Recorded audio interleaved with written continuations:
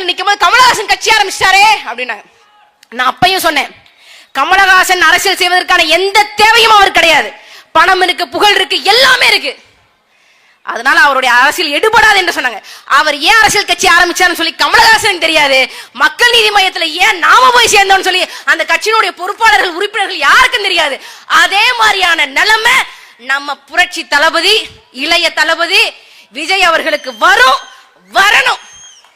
2009 ஈழ இனப்படுகையின் போது வராத விஜய், கதிராமங்கலம் போராட்டத்திற்கு வராத விஜய், பரந்தூர் விமான நிலைய போராட்டத்தின் போது கடைசியாக வந்த விஜய், கன்னியாகுமரியில இயற்கை வளங்கள், பாறைகள் வெட்டி கொள்ளையடிக்கப்படுகிறது கேரளாக்காக, மலையாளத்தனுக்காக தமிழ்நாட்டு இயற்கை வளங்கள்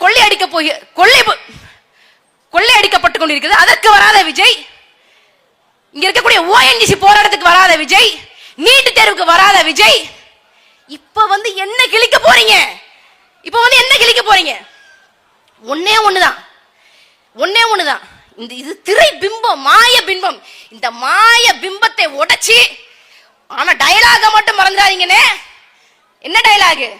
திமுகவுக்கும் தாவேக்காவுக்கும் போட்டி. இத மட்டும் 1000 ரூபாய், 2000 ரூபாய், 3000 ரூபாய்ங்கிற மாதிரி திரும்ப திரும்ப சொல்லுங்க.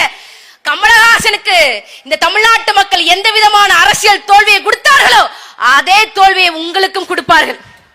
எங்களுடைய நல்லது கெட்டதுல இயற்கையான விஷயங்கள்ல வராத உங்களுடைய வருகை, உங்களுடைய அரசியல் ஓய்வு காலத்துல, பென்ஷன் வாங்குற காலத்துல உங்களுக்கு அரசியல் ஆசை வரும். தமிழ்நாட்டு மக்களை ஆள வேண்டும் என்கின்ற எண்ணம் உங்களுக்கு வருமானால் முதலில் துரத்தி அடிக்கப்பட வேண்டியது உங்களை போன்ற பேராசைக்காரர்களை தான் துரத்தி அடிக்கப்பட வேண்டும்.